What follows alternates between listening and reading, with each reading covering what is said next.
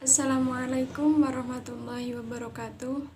Saya Amalia Nurul Hikmah, NIM 2020010062. Di dalam video ini saya akan menjelaskan 4 materi.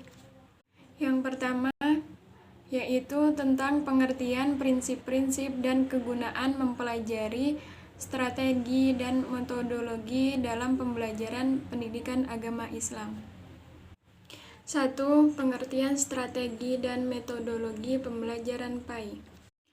Pembelajaran PAI yaitu pembelajaran yang bertujuan untuk membantu peserta didik untuk mempelajari agama Islam. Pembelajaran PAI ini akan lebih cepat dan lebih efektif jika dibantu oleh dua hal, yaitu strategi dan metodologi. Strategi pembelajaran PAI yaitu perencanaan tentang rangkaian kegiatan yang didesain untuk mencapai tujuan pembelajaran PAI. Sedangkan metodologi pembelajaran PAI yaitu ilmu yang mempelajari tentang bagaimana cara yang paling tepat dan paling cepat untuk mencapai tujuan pembelajaran PAI. Prinsip-prinsip strategi pembelajaran PAI diantaranya yaitu prinsip motivasi, prinsip kesiapan, prinsip perhatian, prinsip persepsi, dan prinsip retensi. Sedangkan prinsip-prinsip metodologi pembelajaran PAI yaitu menjaga motivasi, menjaga tujuan pembelajaran yang telah ditetapkan, memelihara tahap kematangan, perkembangan, dan perubahan peserta didik, menjaga perbedaan-perbedaan individu dalam anak didik, dan mempersiapkan peluang partisipasi praktikal sehingga menjadi keterampilan, adat, kebiasaan, sikap, dan nilai. Yang ketiga yaitu kegunaan mempelajari strategi dan metodologi pembelajaran PAI. Adapun kegunaan dan strategi metodologi dalam pembelajaran PAI memiliki manfaat bagi pendidik dan peserta didik, baik dalam hal proses belajar maupun di dalam kehidupan sehari-hari. Di sini saya mengutip dari pendapat Omar Muhammad Al-Tomi Al-Saibani, mengatakan bahwa kegunaan strategi dan metodologi pembelajaran pendidikan Islam yaitu sebagai berikut. Yang pertama, menolong siswa dalam mengembangkan ilmu pengetahuan, pengalaman, keterampilan, terutama berpikir ilmiah dan bersikap dalam satu kesatuan. Yang kedua, membiasakan pelajar berpikir sehat, rajin, sabar, dan teliti dalam menuntut ilmu. Dan yang terakhir yaitu memudahkan pencapaian tujuan pembelajaran secara efektif dan efisien, menciptakan suasana belajar mengajar yang konduktif, komunikatif, sehingga dapat meningkatkan motivasi peserta didik. Strategi dan metodologi ini juga bertujuan untuk memudahkan peserta didik dan pendidik dan peserta didik dalam pembelajaran. Memasuki materi yang kedua yaitu kedudukan strategi dan metodologi pembelajaran dalam pendidikan. Di dalam strategi metodologi pembelajaran pendidikan ada beberapa kedudukan. Pertama yaitu peserta didik. Dalam proses pembelajaran, peserta didik berperan sebagai organisme yang rumit yang mempunyai kemampuan luar biasa dalam pertumbuhan. Peranan peserta didik adalah belajar, bukan untuk mengatur pelajaran. Peserta didik dituntut aktif belajar dalam rangka mengkonstruksi pengetahuannya, dan karena itu peserta didik sendirilah yang harus bertanggung jawab atas hasil belajarnya. Pendidik memiliki peran yang sangat strategis dalam konteks pembelajaran di dalam kelas. Keberhasilan pembelajaran pada hakikatnya ditentukan oleh pendidik. Pendidik dapat mempengaruhi suasana belajar di dalam kelas. Pendidik juga dapat menggunakan 4 kompetensi guru yang disyaratkan undang-undang untuk menjadikan proses dan hasil belajar dapat dicapai dengan maksimal. Yang ketiga, kurikulum. Kurikulum atau konten komponen isi yaitu juga berperan penting dalam sistem pembelajaran. Kurikulum adalah perangkat yang vital dalam suatu proses pembelajaran.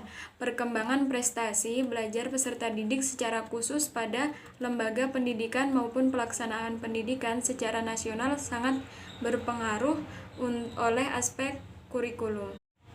Yang keempat yaitu manajemen kelas. Manajemen kelas merupakan tingkah laku kompleks yang digunakan oleh guru untuk memelihara suasana sehingga pembelajaran berjalan optimal, mengembangkan potensi murid.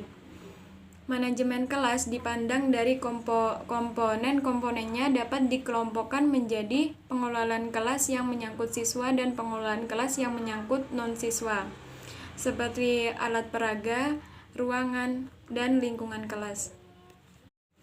Yang kelima yaitu fasilitas pendukung. Meski bukan berperan secara langsung dalam pembelajaran, fasilitas pendukung ini seperti ruangan, mobiler, penerangan listrik, media, alat peraga, dan lain sebagainya memberikan kontribusi yang signifikan terhadap keberhasilan pembelajaran.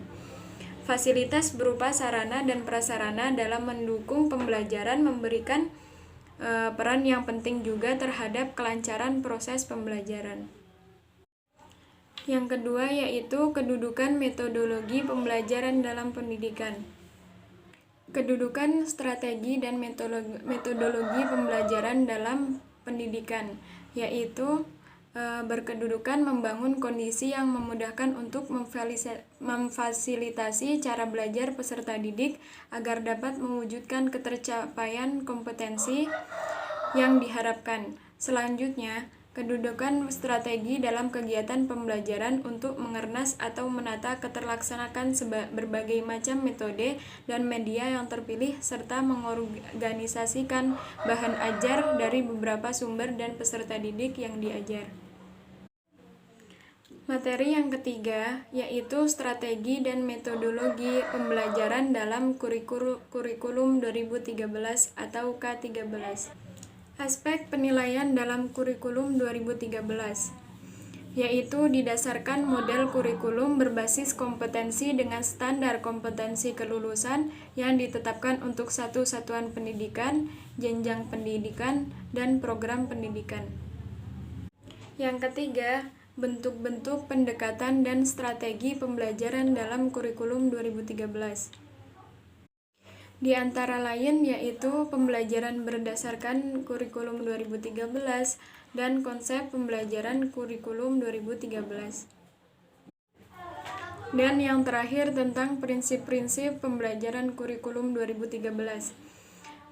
Yang pertama, peserta didik difasilitasi untuk mencari tahu. Yang kedua, peserta didik belajar dari berbagai sumber belajar. 3. Proses pembelajaran menggunakan pendekatan ilmiah. 4. Pembelajaran berbasis kompetensi. 5. Pembelajaran terpadu. 6. Pembelajaran yang menekankan pada jawaban divergen yang memiliki kebenaran multidimensi. Ketujuh, pembelajaran berbasis keterampilan aplikatif. Dan yang terakhir yaitu peningkatan keseimbangan, kesinambungan dan keterkaitan antara hard skill dan soft skills. Memasuki materi yang terakhir atau materi yang keempat yaitu konsekuensi pendidikan agama Islam di era revolusi 4.0. Yang pertama, permasalahan-permasalahan dalam dunia pendidikan di era 4.0. Di antaranya yaitu orientasi format kurikulum yang tidak jelas, 2. Tataran implementasi mempelajari ilmu klasik sehingga tidak menyentuh ilmu modern. Yang ketiga, terbuai dengan kejayaan sehingga sulit melakukan pembaruan. Hanya melakukan westernasi pendidikan Islam dengan cara mengambil konsep pendidikan barat dengan tidak hati-hati dan melakukan penyesuaian sekedarnya. Yang keempat, model pembelajaran mempertahankan pendekatan intelektual verbalistik dan menegasi interaksi edukatif dan komunikasi humanistik yang bersifat doktrinal. Yang kelima, Esensi ajaran Islam dimaknai sebatas masalah syariah, muamalah, dan akidah, sehingga kurang merespon realitas sosial. Akibatnya, peserta didik jauh dari lingkungan sosio-kultural mereka.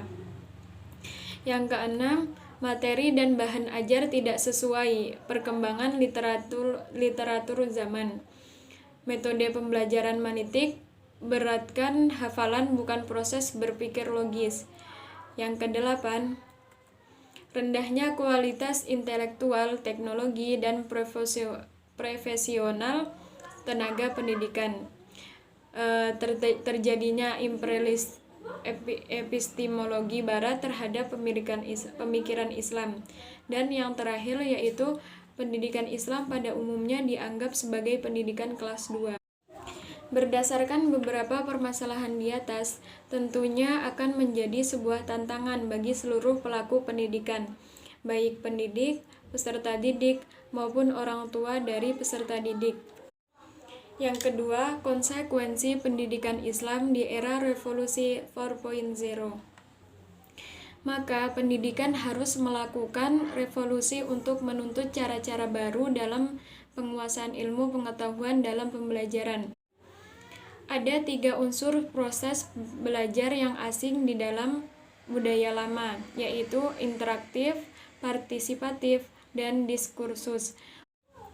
Maka pendidikan harus melakukan revolusi untuk menuntut cara-cara baru dalam penguasaan ilmu pengetahuan dalam pembelajaran.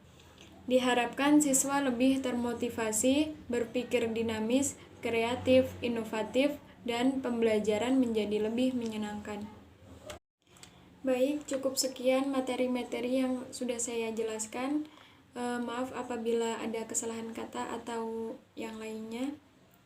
Assalamualaikum warahmatullahi wabarakatuh.